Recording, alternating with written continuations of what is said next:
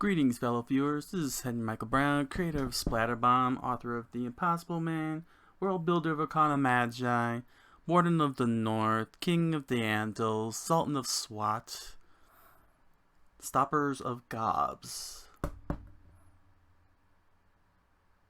Knower of Nothing.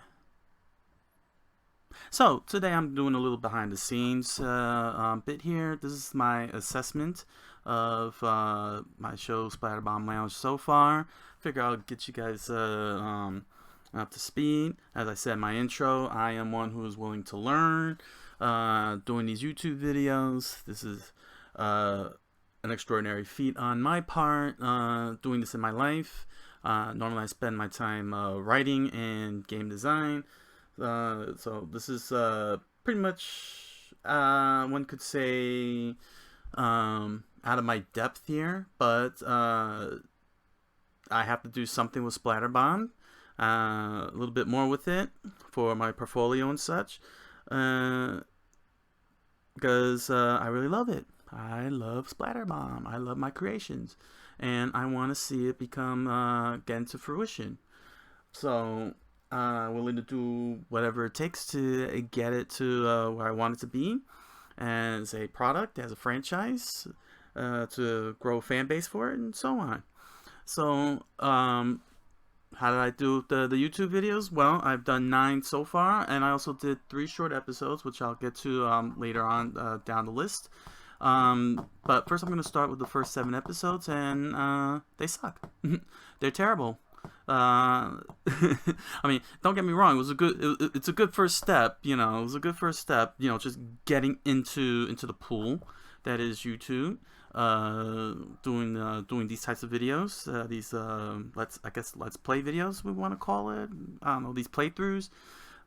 With the doing character voices and having to do the world building. It's pretty fun. It is fun. And it's also a fun learning experience. I took a big risk with Ninja Kid. I truly underestimated the gameplay. I should have. That's something that I've learned. I have to vet the games before I jump in on them. Because if I did, I would have adjusted the number of rounds from 4 and brought it down to 3, because it hit the 45-minute mark beautifully. After the 3rd round, and I could have ended there, but since I said 4 rounds and I didn't want to do a do-over, I found myself continuing on with the 4th round and extended further than it really should. I like the idea that the characters in universe, in story, were taking each other on, but I think that was pretty much overkill. I don't know if I'll revisit it. I probably will. I don't know. I'll have to see. Jumping games every single episode, jumping to a different game episode, is not good. As you notice in episode 6 and 7, I did Star Fox back to back and finished the playthrough. Of course, finished off the 2nd and 3rd course. Then I jumped into Mario Kart 8, and from there I'm now doing that consecutively. I got my favorite kart, the pipe frame.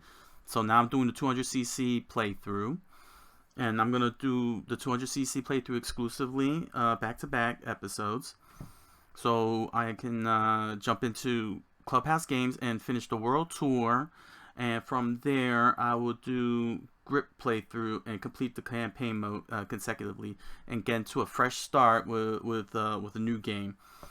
I'm not sure what that game will be afterwards, but I'm going to do another assessment because I don't know if I want to still do this video here, having me on the screen while doing the character voices. I'm going to need to figure that one out. I'm going to have to figure that one out if I want. Maybe I'll do one playthrough without my face, a complete game playthrough after grip, and see if it added or took away me being on the camera here on the screen here with the camera present. Actually adds to it or takes away for the show, but I'll give it a try and see to make sure that before before I stick to one whole thing for the rest of the whole thing. Like if me on the screen actually adds a human experience or something unique for you, the viewers, watch me doing the character voices with the script present, then I will continue on. If you find that me not being on the screen is better and just seeing the characters with the voices, I'll go with that. As I said in the introduction video, it's 50-50.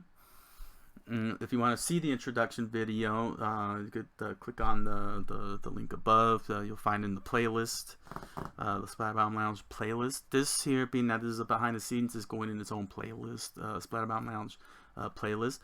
I established, after establishing Roller, now I have 4 characters to play with, to voice with. So I'll do character rotations with each episode appropriately. As part of the first 7 episodes, I switched up the ending. Well, didn't really switch it up. I enhanced it, and I added in those nice still images to really show you what the world of Splatterbomb will look like, what Splatterbomb League looks like. Another thing that I gotta fix up happens to be the scripting. I really have tapered off. I mean, I'm in terms of, like, I'm trying to find my way, understanding script writing and everything, because this is a new area that I'm in. I've done script writing before. I've written comic book scripts, which are still looking for a happy home. They're looking for a happy home, an artist to make a comic book out of. My early writings back in the late 90s, when I first started doing writings, I was writing in script format, out of experimentations and such. And a couple of years ago, I wrote a 15-minute a script treatment for a 15-minute cartoon short for Splatterbomb. I was going to do a proof of concept video of it, but I had to stop because I had to prioritize getting the game published and also getting the Impossible Man published. Splatterbomb the game published and the Impossible Man published. They had to take high priority over that. Maybe when I do a behind the scenes video for voice acting, I'll pull out some of the audio files of the 15-minute short that I wanted to do, the proof of concept, so you could get an idea of the voices that I do. Now the other thing that I did is I went through YouTube videos, how-to videos, but also watch regular videos. Go to the end of the videos to see how they approach asking for subscriptions. But see, the thing is that I didn't want to come off begging, pandering, obnoxious, cliche. I was trying to figure out how to go about it. That's why the first 7 episodes, I didn't ask for subscriptions or anything. It feels kind of weird for me asking for subscriptions and likes and such. That's just me personally. I don't like, I don't like that kind of thing. But I know that it's part of, well, apparently it is part of the thing among YouTube, because you need subscriptions. And you need, an audience from those subscriptions. Apparently, well, I'm not going to say apparently. I was about to say apparently. No, that's the wrong thing to say. But pretty much, I wanted to say it properly. And that's when I came up with what I came up with, that you'll hear in the videos now. It started with episode 8 and continuing on. And I also did it in the short side series. So basically, I treat it more as a invitation. I invite you to subscribe, and that invitation is open, and that invitation is cordial for all of you if you want to join in. Okay, Splatterbomb merch. I added Roller from Roller and the Midnight Painters. He's now available in the Splatterbomb spreadshirt. You just click down in the description below where it says Lounge Gift Shop, along with all the other merch, from the Impossible Man novel to Peanut Butter Jelly song, and many others. But the Roller is now made available, so get them today. I got a good look at the images from Spreadshirt finally, and they came out good. The Impossible Man merge was solid. I had that professionally done, but the Splatterbomb ones, I couldn't get it professionally done. I did that on my own, and they came out fine. They came out fine. They came out good. They're worth your money. So I'm glad. I'm glad that it turned out okay. Hopefully it'll be bang for your buck, nice and valuable. Okay. Now equipment. I put in the order for the adapters for composite to HDMI and component to HDMI. I was hoping that I would have found one that would do all of them on a single package, similar to like the Magic NS, where you can get the where it had the USB port for connecting controllers and fight sticks on, as well as the Bluetooth. I guess it's Bluetooth. Bluetooth. Well, it's got the signal. It has the signal for wireless controllers put into one whole device. That Magic NS is such a work of beauty, and been enjoying every bit of it with switching out without having to fiddle with all the adapters like I had to do with my 8-bit though and Brooks converter. But if these two converters, these component and composite to HDMI converters work, that will open up the world of my collection and get beyond that of the Switch. I'm very excited to be able to do that because I got a whole lot of games. I got a very, very big library, which means I have plenty enough episodes to work with for a long time. Behind the scenes, starting with this one, I'm going to do one on the fish tank above. I want to show you guys how I do the fish tank. I'm also going to do one on voice acting, show off some of my voices and show off some old promo clips that I used when I was promoting Splatterbomb at events.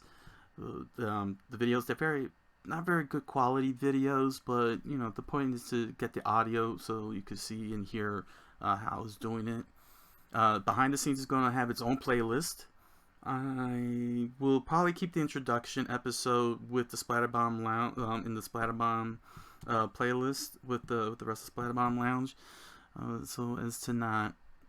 I don't know. I'll have to see about that when the time comes.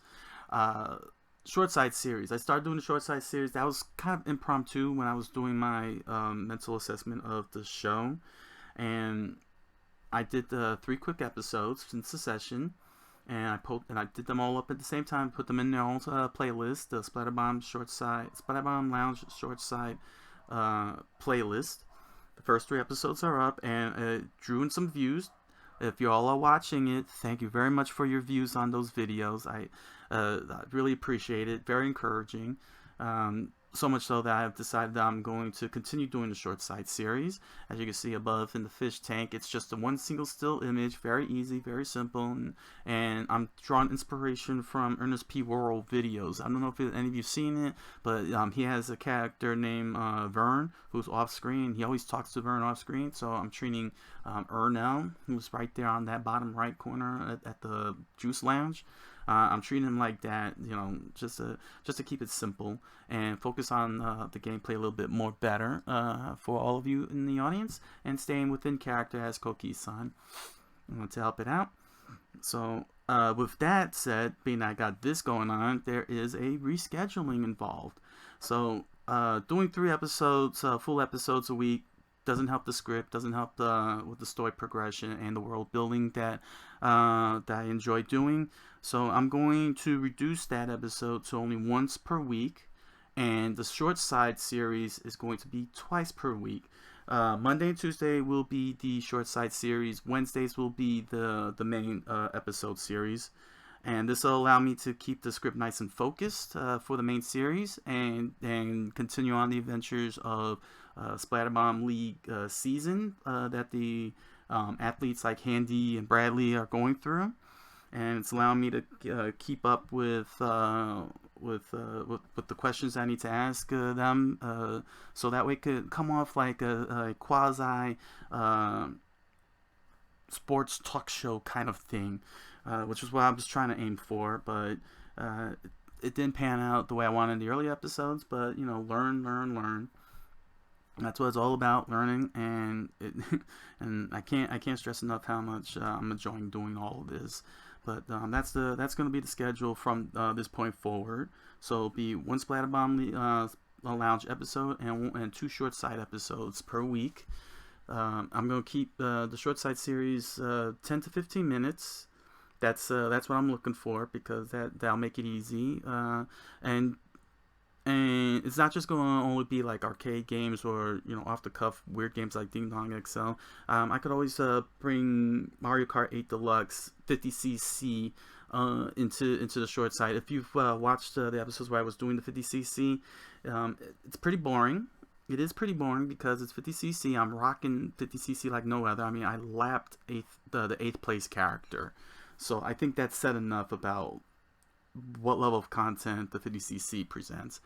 But that's pretty much. But with the short side, it's not a big thing, because it'll just be rapid fire, one and done, no problem. If I want to do something like that, but that's my example. Like if I want to do worldwide games and play Mancala, just straight up Mancala for 10 minutes, there we go.